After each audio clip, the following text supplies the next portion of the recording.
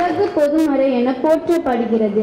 எங்கள் பள்ளியின் செல்லங்கள் தங்கள் மழலை மொழியில் குரலும் விளக்கமும் சொல்வார்கள்.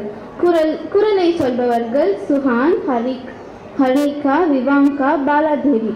விளக்கம் கூறுபவர்கள் தாருணிகா, வியன், கிருதேஷ் மற்றும் அக்ஷரா. 65வது அதிகாரம் 642வது குறள். அக்கமும் கேடும் அதனால் எழுதலால் காத்தோம்பல் சொல்லின்கண் சோறு. பொருள்: ஒருவனுக்கு வாழ்வும் தாழ்வும் அவனுடைய நாவில் பிறக்கும் சொல்லால் வருவதால் சொல்லி தழுவராமல் காத்துக்கொள்ள வேண்டும். 645வது குறள். சொல்லுக சொல்லை சொல் அச்சொல்லை வெல்லும் சொல் இன்பவழிந்து.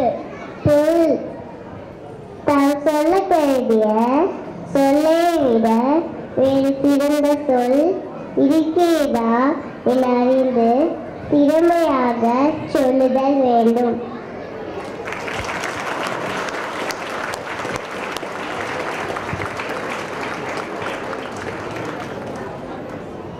நாடு 74வது அதிகாரம் 734வது குறள்.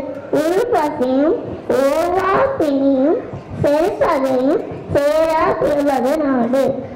பொருள்: மிக்க பசியும் நீங்காத நோயும் அதுக்குரிய பயனும் இல்லாத விளங்குவது சிறந்த நாடாகும். 39வது குறள். நாடென்ப நாட வளர்த்தன்ன நாடல்ல நாடு வளர்ந்தர நாடு. பொருள்: பிற நாடுகளை சாராத அளவு செல்வத்தை உடைய நாடே நாடு எனப்படும். அயல்நாட்டு உதவியை எதிர்பார்க்கும் நாடு நாடாக மாட்டாது.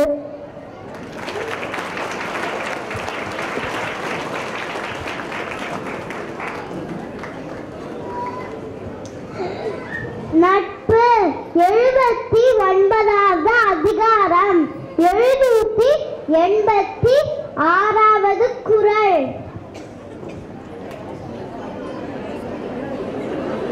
முகநக நட்பது நட்பன்று நெஞ்சத்து அகநக நட்பது நட்பு. பொருள்: முகமட்டு மலரும் வகையில் நட்பு கொள்வது நட்பென்று அன்பால் மனமும் மலர நட்பு கொள்வதே நட்பாகும். 788வது குறள். உடுக்க இழந்தவன் கை போல ஆங்க இடுக்கண் களைவதான் நட்பு. பொருள்: ஆடை அவிழ்ந்தவனுடைய கை அதை பிடிப்பதற்கு விரைந்து செல்வது போல துன்பம் நேர்ந்த போது விரைந்து சென்று நீக்குபவனே நண்பன் ஆவான். நன்றி.